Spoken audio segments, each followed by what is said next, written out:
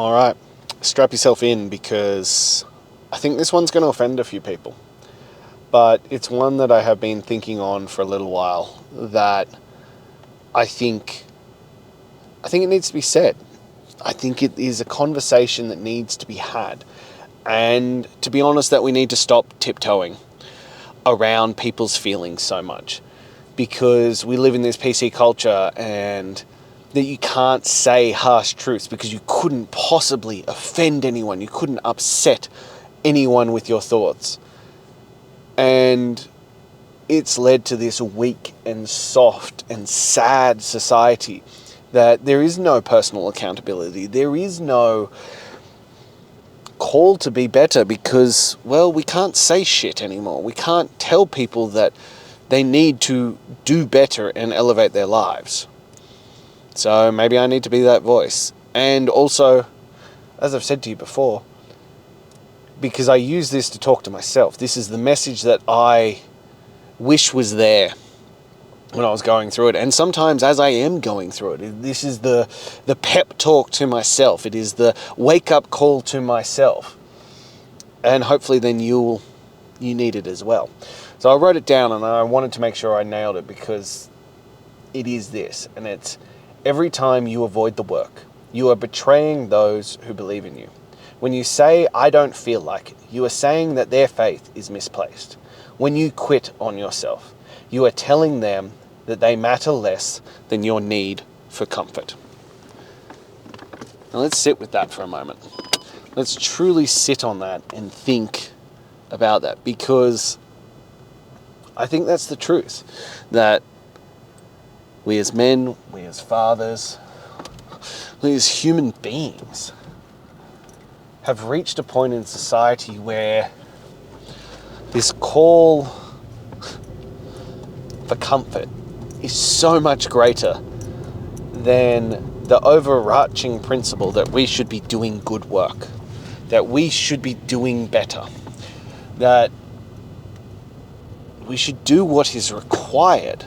This need for personal excellence and personal responsibility has gone out the fucking window. That, as I said, it's unacceptable to tell someone that what they're doing isn't good enough. That you couldn't possibly risk offending people. And so we've gotten soft. That because you can't say things that might upset people, it's potentially coming into law at the moment in Australia, that people will just continue to, I don't know, the word that comes to mind, which isn't the right word, but it's the one that keeps jumping out at me, is decompose. To shrivel up into the weakest and saddest fucking versions of themselves. Because there is no standard, there is no requirement for excellence, for growth, to be a better version of yourself. There is none of this anymore. There is just, well, okay, cool, seek your comfort. And to the point, and I discussed it the other day, that if you do set a standard of excellence for yourself, and potentially for those around you, you will be questioned. You will be called out. You will lose people and alienate people because they don't want to be that way.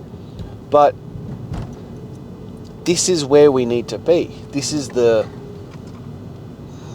hope it is a wake-up call, that you are betraying the faith and trust that your family, your loved ones, those who care about you have placed in you, because you don't want to do the work because it's uncomfortable. That you are refusing to be the best version of yourself. That you aren't willing to do what is required because that's difficult. And that is fucking selfish. It is deeply, deeply fucking selfish. And that's an issue. You should rise up to be the best version of yourself. You should strive in every area of your life to be the best version of yourself. to deal with the uncomfortableness that comes with that. And as I said to you, these are oftentimes equally for myself as it is for you. And I'm saying these words because I have not been that version of myself in some areas of my life. I have not stepped up and tolerated and stepped into the uncomfortableness. I have chosen comfort, and I have failed my family in this area. But we have, as I said, gotten so soft and so weak in today's society that that's not only acceptable, but it's what everyone does. And to not do it is peculiar. You become the oddity. You become the weird one. You know? And so to go against the grain is now such an upheaval. It is such a tall order that to find people who are in that same mind, who are the same as you, is hard to find. We can't find like-minded people in that world, in your local community anymore. You have to go online. You have to go abroad, because that number of people who have the mental toughness and the fortitude and the grit and the focus to do what is required is rare. But every time you choose to not do the work, to eat junk food, to drink alcohol, to do the drugs, to dopamine chase, to not do the work, whether that be the physical side of fitness, whether that be business, whether that be mental, whether it be whatever it might be, and you go, no, I would rather choose the easy way out. I'd rather choose the comfortable option than push myself to be a better version. What is that saying? What do those choices say to those who love and care about you, who have placed their faith in you? What does that tell them? And this is the question. You know, every time you struggle and you go for dopamine chasing and you stuff your face with junk food, or you binge on Netflix, or you doom scroll on social media, rather than being present and being conscious and facing whatever the issue is head on. Instead of doing that, you choose to an easy way out. What are you teaching your kids then? That we don't have to face our problems? That we don't have to face these challenges and obstacles in our way? That we can hide and sedate from them instead? Because every time you avoid the work, you are betraying their trust. And that hurts. And as I said, I keep saying it. I'm saying this and I'm telling you about it and I'm feeling it, that this is a fucking pep talk for me as much as it is for you. That I need to reconcile the gap between what I know and what I believe and the actions that I'm taking. And that's not in all areas. In some areas, and we'll talk about health and fitness and nutrition and those kinds of areas, I am kicking ass and taking names. I am, 160 odd days into 126 to greatness of perfection, of not missing a day, of nailing it. And I'm getting into better shape and getting leaner and healthier and stronger and fitter every single day. But in other areas that matter to me, in other areas I know that I should be better. Finances, business, accountability on those fronts, I am failing at the highest level. And maybe not in all people's eyes, but in my eyes, in my high standards of perfectionism, I am failing those. And so I have this conversation, and I'm having it with you because I think that there are others out there who need to hear it. And I know I will offend some, gentle snowflakes with these statements, and that's okay. That's all right, because the people who need to hear it and who will benefit from it will benefit from it. Those who are ready to hear these statements as not as harsh criticisms as, being rude and derailing you that they feel they are. It's not. It comes from a place of love and care. As I said, they're for me as much as you. So it's coming from a place of fucking love and care that you need to be better. Your family deserves you at your best.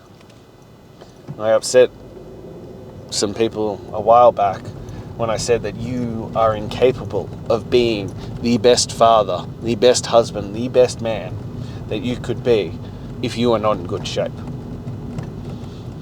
And people rallied in arms and they were like, that's not true.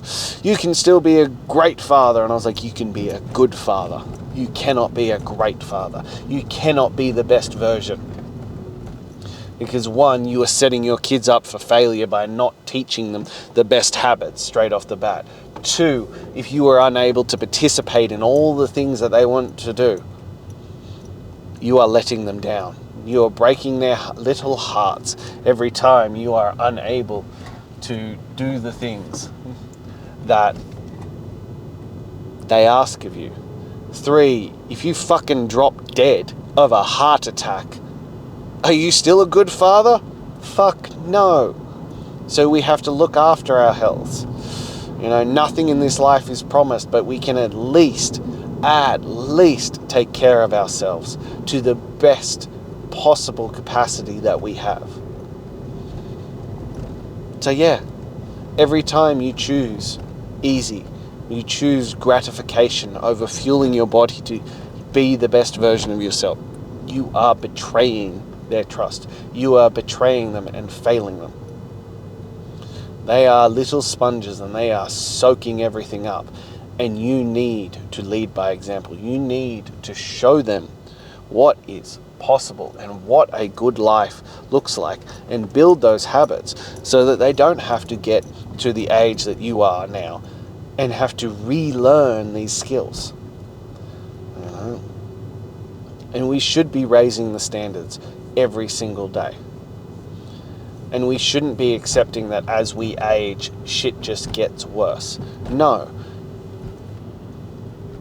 Shit gets worse, your body declines because you make choices.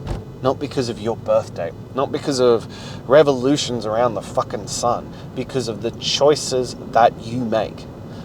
That's what determines how you feel, how you act, how your body shows up. Every year I go from strength to strength. Granted, I'm not that old. I am turning 33 this year. And I am in the best shape of my life. I am stronger, I am fitter, I am healthier. I have 2 young kids and I am working more hours than I have worked in a long ass fucking time. And I am going from strength to strength. And adapting, because things will change as you get older. The options and the choices you make become different as you get older. So you need to make better choices. You need to think about it differently. You need to choose what matters most to you. There are choices I made when I was in my 20s that I regret. I am now currently rehabbing injuries from things that I should have dealt with fucking years ago. But I also recognize that if I don't start to deal with them now, that they will become serious problems. They will become serious issues. And that's a problem. So now I do the hard yards now. So while it's just difficult, not impossible, I sort them out.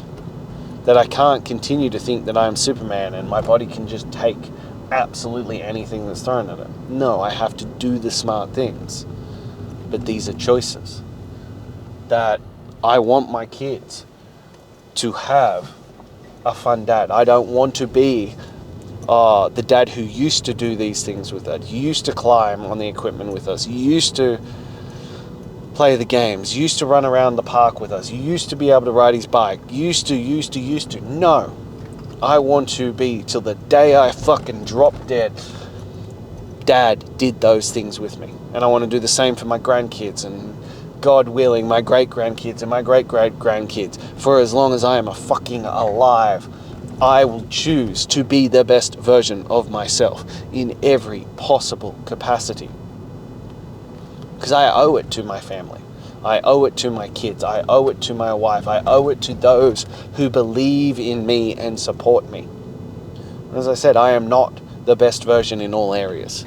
So this is my call out. This is calling me the fuck out to be better, to show up better, because they deserve better. And I know I'm capable of better. So much more. I'm capable of so much more.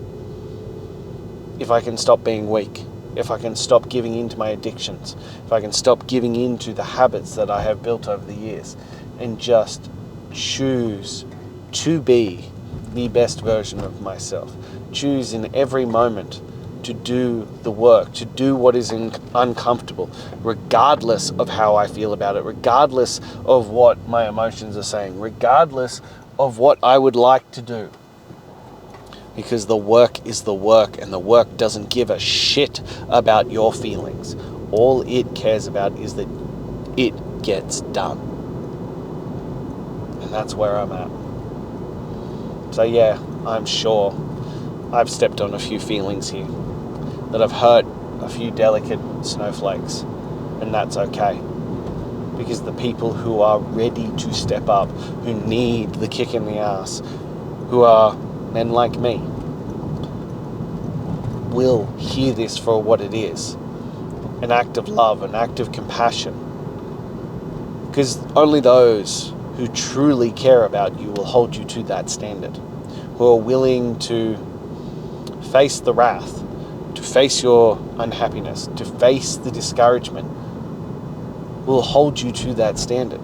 But we need to start setting higher fucking standards for ourselves. And yeah, there'll be people, and people in my own life, who will say that those standards are too high, that they're unreasonable. I get it. You're probably right. But I'd rather set an impossible standard and fucking chase it with unwavering passion, with all-out enthusiasm, and go after it and know that I left everything on the fucking table, and set the bar really low. And be like, yeah, I nailed it. Tick that fucking box. Woo, go me. But no, deep down inside, know in my hearts of hearts that I had more to give, that there was more I could have done, that I could have been more, given more, done more, achieved more, led more, showed a shining example to my kids of what was possible. I don't want to reach the end of my life and know that I left it on the table. I want to have given absolutely everything, that I emptied the tank, 10 times over, that I put it all out there. And if I fall short, that's okay, because I did everything within my capacity to make it a reality. Because that's what matters. That's what counts. That's a life worth leading, and that's a legacy worth leaving. So that's where I'm at. And I hope that's where you're at too. I hope that you realize that you need to be the best version of yourself. And it starts with just for you, but then it's for them. I refuse to let my kids down. I refuse to let my wife down. And I need to be called out on my bullshit, because it is. It's fucking bullshit. It's a story in my head about choosing the comfortable versus doing the fucking work. And that is wholly unacceptable. So it's time to stop letting them down. It's time to stop failing them. It is time to be the best version of myself. And I hope you'll do the same. So, if you are ready to step into that, to become the best version of yourself, to see that first, stone crumble as you progress into all areas of your life being better, shoot me a message. Join my 30-day weighted walk challenge. Let's take care of the physical. Let's take care of that mental. Let's see who you truly are. See who you can become. Build some discipline. Build some grit. Build some mental toughness and fortitude. Show yourself first, and then your family and friends and children and all those you serve how great a version you can be. Show them what is possible. So let's start there. If you're not quite ready there, click the link in my bio, join the Daily Greatness Mail, and grab my top 10 tools to transform your mental toughness. Start there. Tip your toe in. Then you can jump up to the 30-day challenge when you're ready. Lastly, if you took value from it, if you know someone who would benefit from hearing this message, who's not a snowflake, please send them to me. Send this to them. Help me grow this movement. Help me spread this message. And lastly, like, comment, and subscribe. I see you guys. I see your comments, and I truly appreciate it. It touches my soul how beneficial this is. Because as I said, most of this started out for me to, these pep talks for myself, and also the message that I wish I'd heard when I was at that stage of my journey. So I'm so abundantly grateful that it helps you and serves you. So please keep sharing those stories. Keep letting me know. That's all I have for you. Until next time.